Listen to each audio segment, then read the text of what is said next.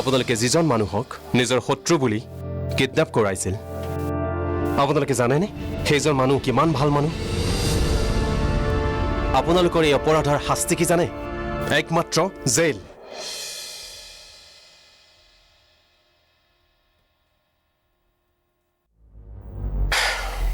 কিন্তু এখেতে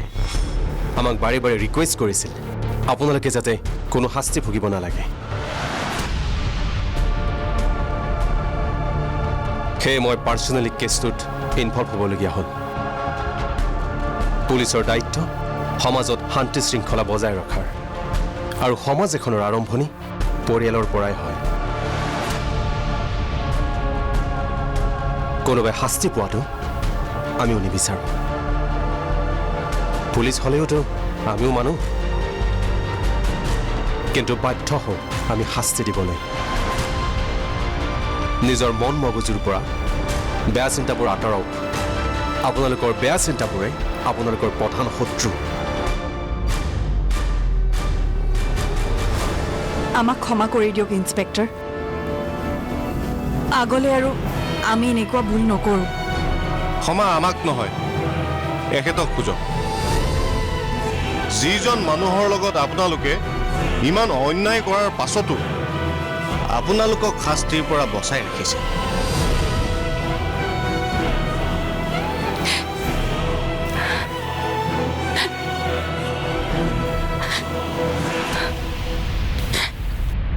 আমাক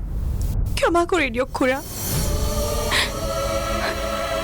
আমি বহুত ডাঙৰ ভুল কৰিলোঁ এতিয়াতো আপোনাক ক্ষমা খুজিবলৈ লাজ লাগিছে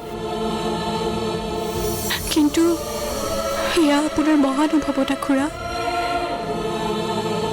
যিমান ভুল কৰাৰ পাছতো আপুনি আমাক শাস্তিৰ পৰা বচালে খুৰা আগলৈ আৰু এনেকুৱা ভুল আমি কেতিয়াও নকৰোঁ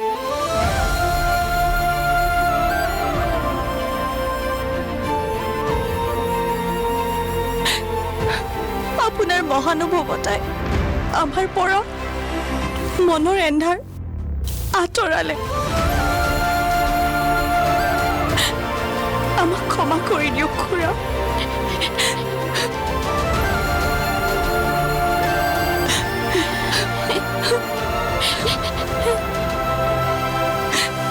নিজৰ ভুলবোৰ বুজি পাইছা যেতিয়া এতিয়া নিজকে সংশোধন কৰা মই তোমালোকক বেয়া পাই থাকিব নোৱাৰো কাৰণ মোৰ মনত তোমালোকো প্ৰিয়াৰ দৰে মোৰ ছোৱালী এই মানস তয়ো বোৱাৰীক ক্ষমা কৰি দে খং কৰি নাথাকিবি মই জানো নহয় বোৱাৰীয়ে তোক খুব ভাল পায় তহঁত সুখী হলি আমিও সুখী এইবোৰ কথা ঘৰত আলোচনা কৰিব নালাগে ইয়াতেই সকলোবোৰ পাহৰি যা নিশ্চয় মই প্ৰীতমক সকলোবোৰ বুজাই কৈছোঁ তুমি তাৰ ওচৰলৈ গৈ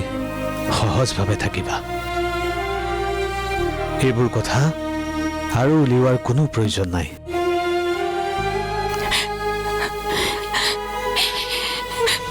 এই হ'ব উঠা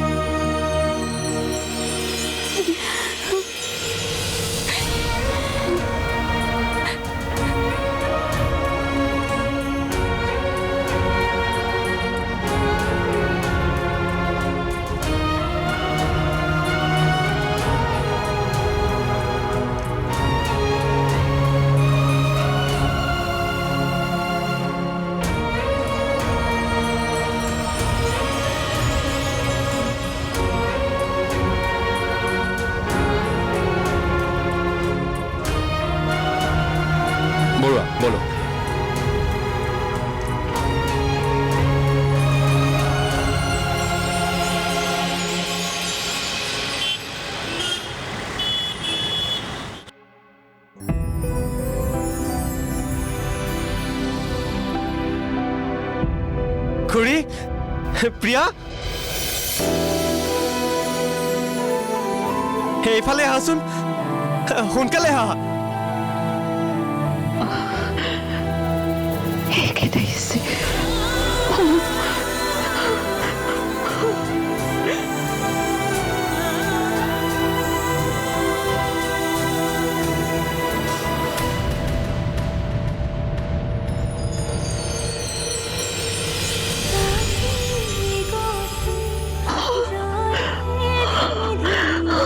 बिसरी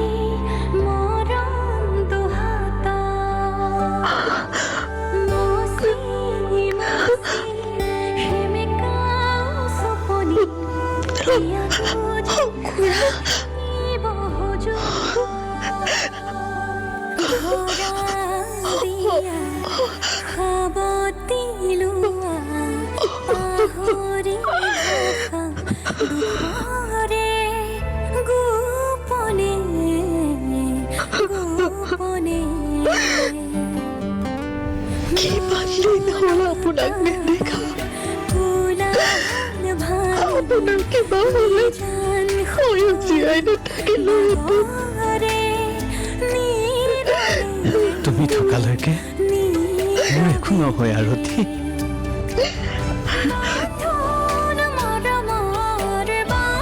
হেই প্ৰিয়া কেনে আছ তই তুমি নোহোৱাকৈ কেনেকৈ থাকিব পাৰিম আৰু এতিয়া মই আহিলো নহয় সকলো ঠিক হৈ যাব এতিয়া সকলো চিন্তা বাদ দিয়া মই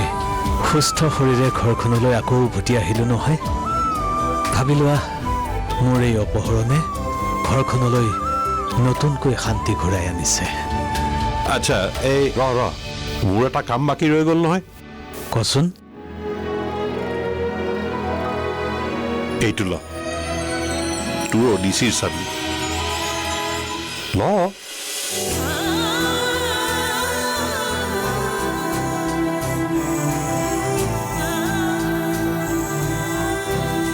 এয়া ল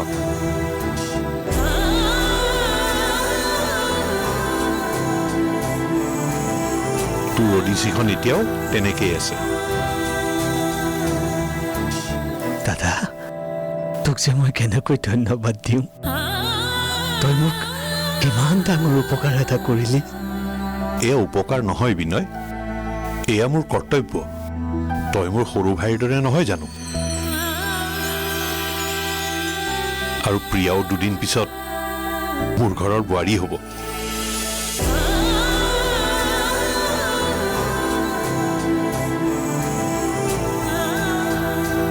বেয়া নাপাবা প্ৰিয়া কেতিয়াবা সন্তানৰ ভালৰ বাবে সন্তানক শুদ্ধ ৰাস্তা দেখুৱাবৰ বাবে অভিভাৱক কিছু কঠোৰ হ'বলগীয়া হয় ভাস্কৰক তোমাৰ পৰা আঁতৰাই নৰখা হ'লে তুমি কেতিয়াও বুজি নাপালা হয় তোমাৰ মনত ভাস্কৰৰ প্ৰতি কিমান ভাল পোৱা আছে কি অনুভৱ আছে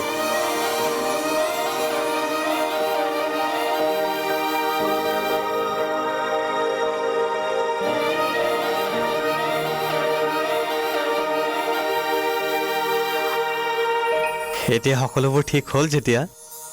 আমাৰ সকলোৰে বাবে একাপ মজা কেঁচা বনাই আঞ্জা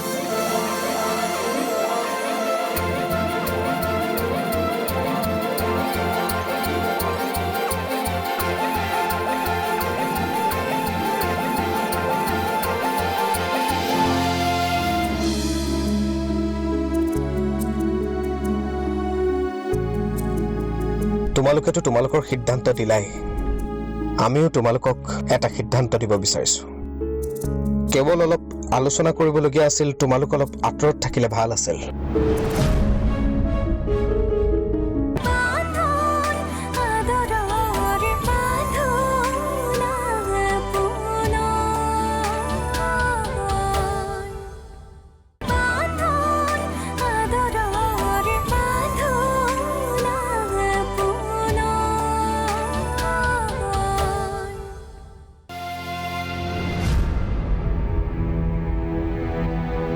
এতিয়া চাগে নিশ্চয় তোমালোকৰ ভুলবোৰ উপলব্ধি কৰিব পাৰিছা। চোৱাচোন খুৰা কিমান মহান মানুহ। তোমালোকৰ ভালৰ বাবে সকলো সদস্যৰ পৰা তোমালোকৰ কিমান এটা ডাঙৰ অপৰাধ লুকুৱাই ৰাখিলে। পুনৰ যদি সেইজন মানুহক লৈ তোমালোকে বেয়া চিন্তা আনা, তেতিয়া তোমালোকক কিন্তু মই ক্ষমা কৰিব নোৱাৰিম।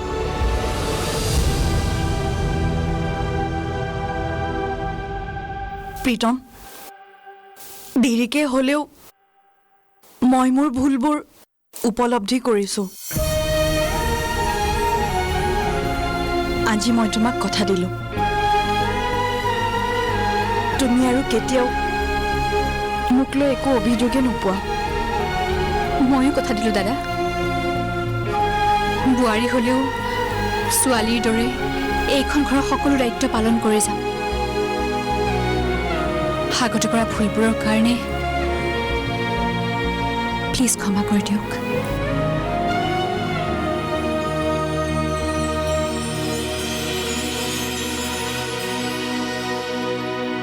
আহা,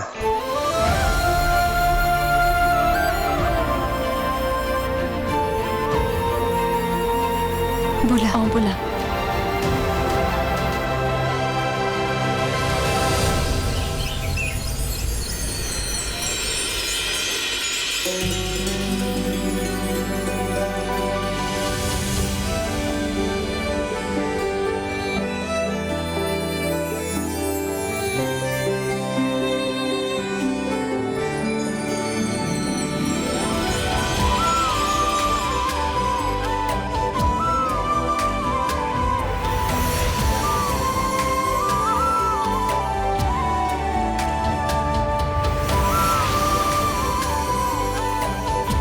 আৰতি, আমাৰ বোৱাৰী দুজনীক চোৱাচোন। তেওঁলোকক এনেকৈ দেখা পাই মনটো সঁচাকৈ বৰ ভাল লাগিছে। দেউতা জীয়াই থকা হ'লে আজি এই সম্পূৰ্ণ ঘৰখন দেখা পাই কিমান যে সুখ পালেহেঁতেন। সঁচাকৈ নিশি আৰু বন্দনাৰ এই পৰিৱৰ্তন দেখি মনটোত বৰ শান্তি পাইছো। এনেকুৱা লাগিছে মনৰ পৰা যেনে গধুৰ বোজা নামি গ'ল। শুনা না, হেই খুৰীয়েৰৰ লগত পিছত কথা পাতিবি, আগতে ভালে চা।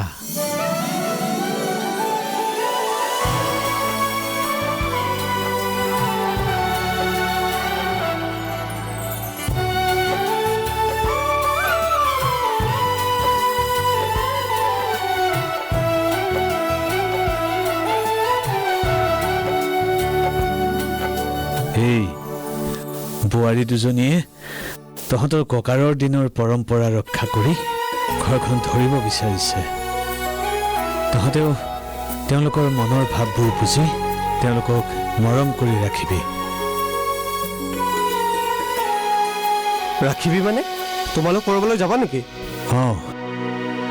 কিয় খুৰী আৰু মোক তহঁতে শান্তি নিদিওঁ বুলিয়ে ভাবিছ নেকি? হা,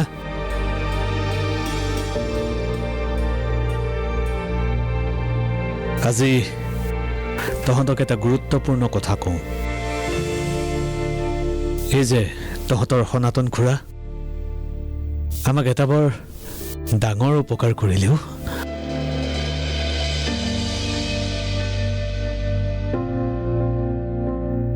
গাঁৱত থকা আমাৰ সম্পত্তিখিনি তেখেতে পুনৰ কিনি ল'লে আৰু এতিয়া মোৰ হাতত গতাই দিব খুজিছে। তহঁতেতো জানই তহঁতৰ দেউতাৰা আৰু খুৰাৰৰ মাজত কেনেকুৱা বন্ধুত্ব আছিল। এতিয়া তহঁত ডাঙৰ হলি, নিজৰ দায়িত্ব নিজেই ল'ব পৰা হলি।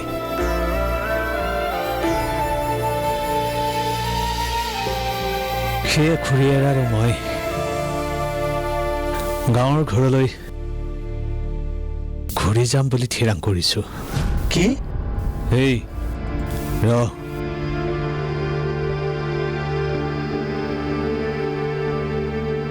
আচল কথাটো শুন। গাঁৱৰ ঘৰখনত আমি এখন বিদ্যালয় খুলিব খুজিছোঁ অসমীয়া মাধ্যমৰ তহঁতৰ পঢ়া শুনাৰ অসুবিধাৰ বাবে আমি গাঁৱৰ ঘৰ এৰি আহিছিলোঁ কংক্ৰিট মহানগৰীলৈ আহি আমাৰ মনবোৰ কংক্ৰিটৰ দৰে হৈ গৈছিল বাৰু সেইবোৰ কথা এতিয়া উলিয়াব নালাগে বাদ দে তহঁতৰ দৰে যাতে গাঁৱৰ কোনো ল'ৰা ছোৱালীয়ে পঢ়া শুনাৰ কাৰণে কোনো অসুবিধা নাপায় নিজৰ ঠাইতে থাকি যাতে সুন্দৰকৈ পঢ়া শুনা কৰিব পাৰে সেয়ে আমি গাঁৱলৈ ঘূৰি যাম বুলি ভাবিছোঁ আমাৰ গাঁৱৰ ঘৰখনতেই এখন বিদ্যালয় প্ৰতিষ্ঠা কৰিবলৈ ওলাইছোঁ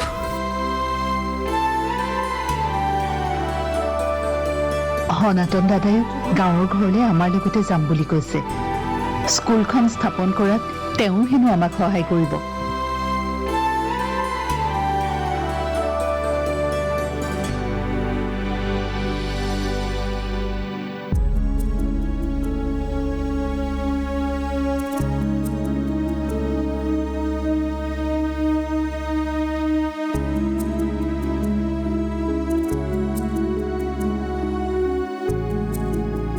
তোমালোকেতো তোমালোকৰ সিদ্ধান্ত দিলাই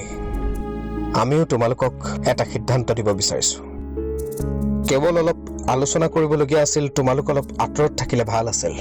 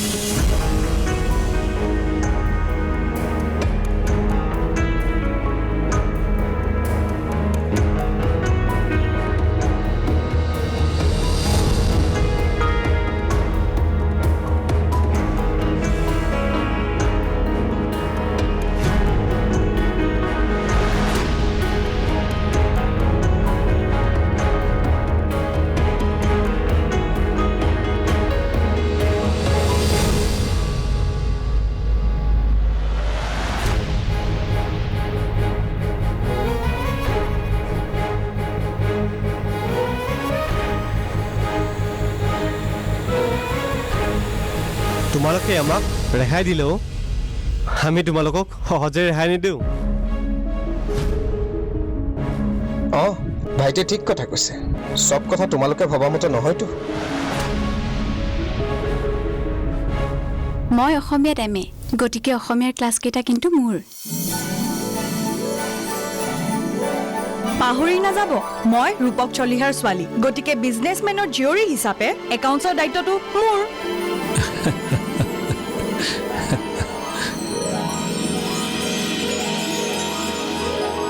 তাৰ মানে তোমালোকো আমাৰ লগত গাঁৱলৈ যাবা বিনয় দাদা তহঁতে সদল বলে গাঁৱলৈ যাবলৈ ওলালিয়ে হ'বলা পিছে মোৰ ল'ৰাৰ কথা কি ভাবিলি ভাবিছো এয়া তোৰ হ'ব লগা বোৱাৰীক মই লৈ আহিছো পিছে খুৰা দৰা ক'ত দৰা গাঁৱলৈ গ'লেই এতিয়ালৈকে চাগে বিয়াৰ ৰভাৰ খুটা পুতিলেই তাৰ মানে আমাৰ ভণ্টিৰ বিয়া বয়া